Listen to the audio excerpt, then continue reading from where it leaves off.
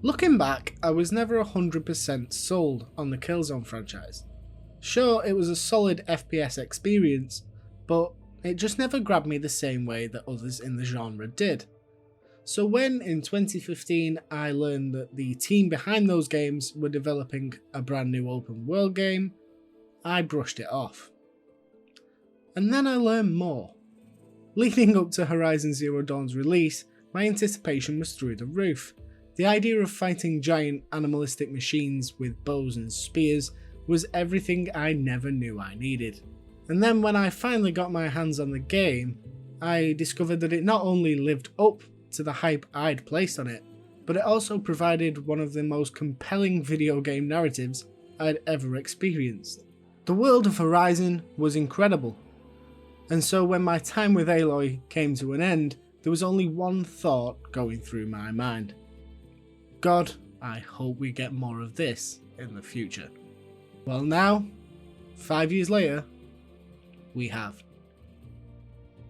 What is gravy, everybody? Welcome back to the channel, where today I'm taking you through my experience getting the Platinum Trophy in Horizon Forbidden West.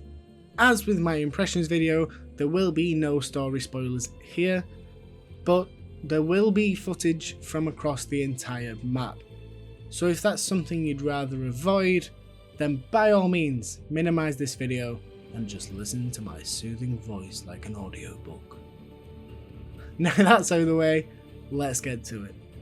When I first picked up this game, I made a conscious effort to try and avoid looking at the trophy list.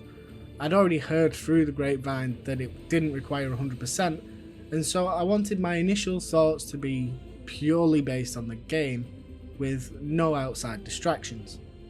This meant that going in, I was working on the assumption that it was going to be incredibly similar to the list in the first game, and after going through it, it's safe to say that that's correct. As with Zero Dawn, the trophies here can be split up pretty easily into 4 categories: story, combat, side content, and open world activities. So let's get the story ones out of the way first. There are 11 in total tied to the story, and as you can imagine, these are obtained from just playing through the main missions. I seriously advise you do not look at the descriptions though, because they do contain some spoilers. Now, as I said in my impressions video, if you haven't watched that, you should check it out, link down below. The story of this game hits all the right notes for me.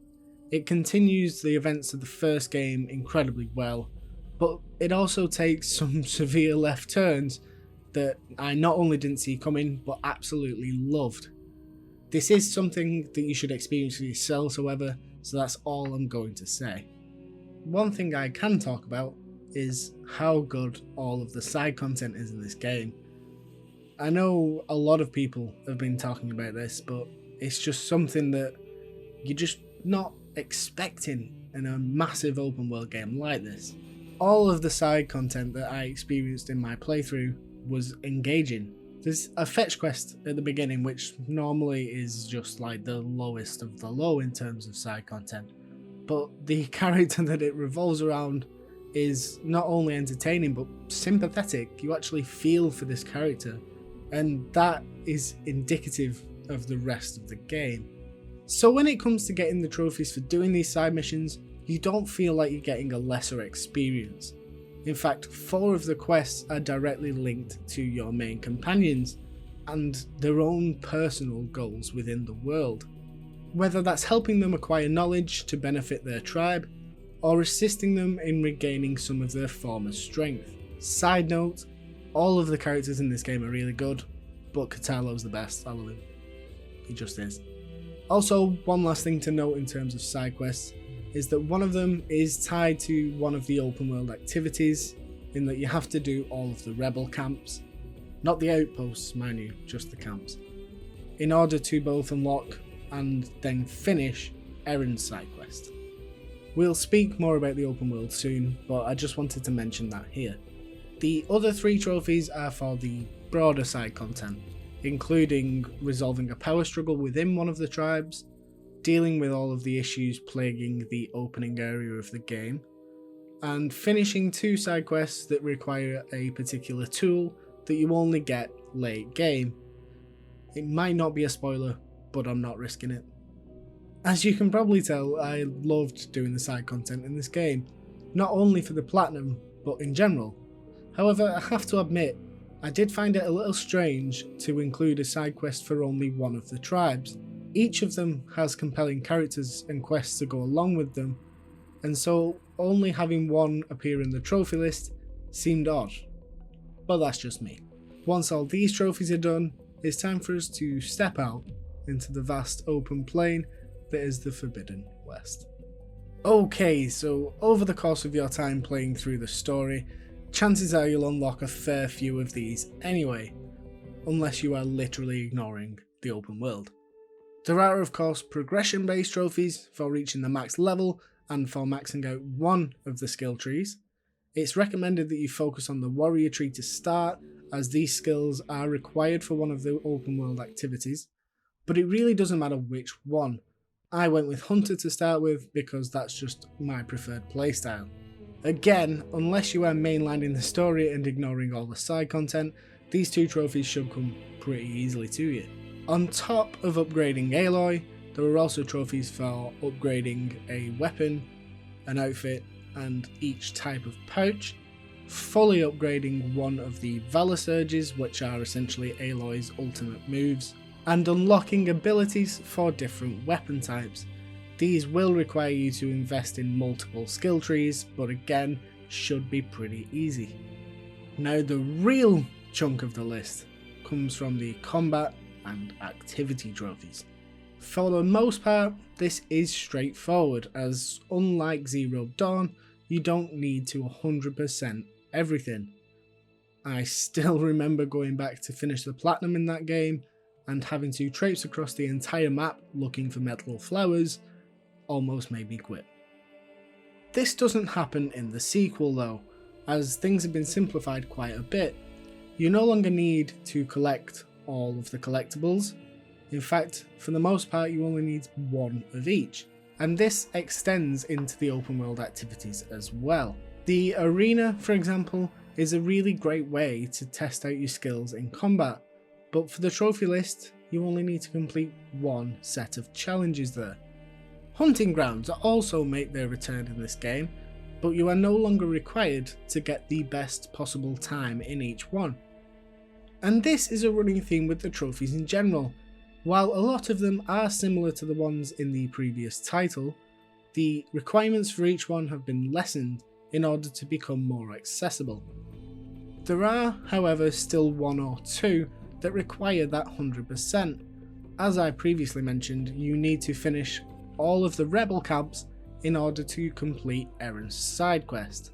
You are of course still required to complete all Tallnecks and Cauldrons in the game, but in Forbidden West these have seen a little bit of a shake-up, and each one feels somewhat unique compared to the rest. Also returning are the machine related trophies. Once again you will have to defeat each type of machine at least once, as well as ensuring that you scan each one completely. It is worth noting that this is the only missable trophy in the game, and that is because two of the machines are exclusive to story missions. It is incredibly obvious which ones these are, however, but just be aware and make sure you get those scans. Also, if you die, you might have to do it again, so just remember. Trust me, you do not want to reach the end of the game and realise that you messed this up. On top of that, and I don't know if this was a bug or a mistake on my part, there is also one machine that, despite being a mandatory fight in a story mission, didn't register as a kill.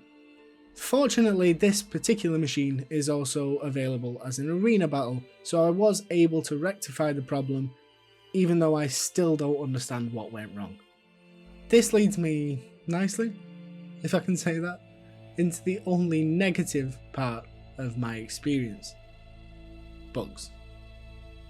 I did mention this briefly in my last video, but since then I've actually run into a couple more, so I felt I had to bring it up again. The most notable one that I ran into recently was with the arena, where sometimes challenges wouldn't start, or more frequently wouldn't end.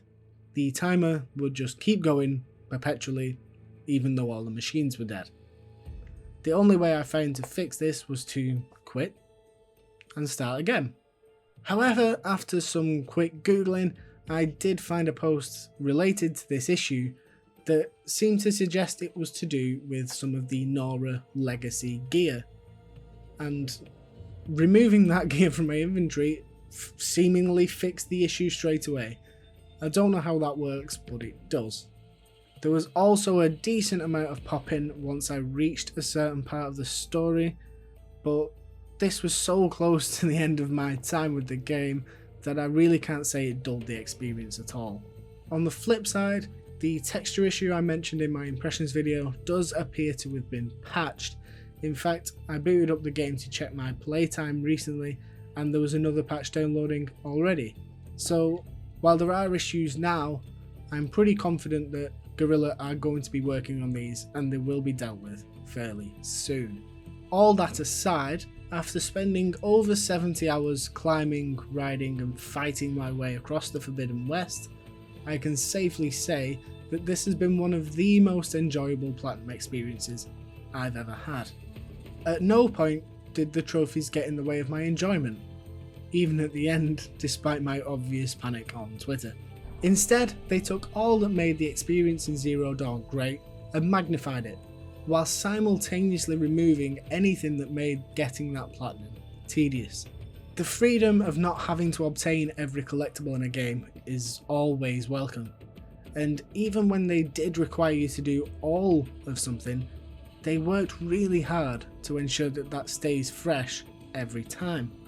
If I could change one thing about this list though, I would have kept the gold requirements for the hunting grounds. While this is of course a very subjective thing to me, they were some of my favourite parts of the platinum in Zero Dawn. And don't get me wrong, I still enjoyed completing these challenges in Forbidden West, but I just missed that little bit of incentive to really master them. Although there is one challenge in particular that, thinking about it now, probably for the best that I could sell for a silver medal.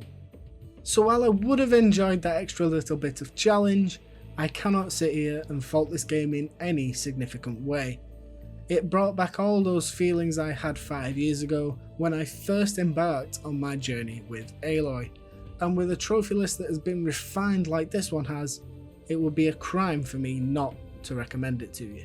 It's not going to be your most impressive platinum, it's not going to be your longest platinum, but what it will be is a fantastic journey, and one that I'm sure you will want to continue with after that final trophy pops.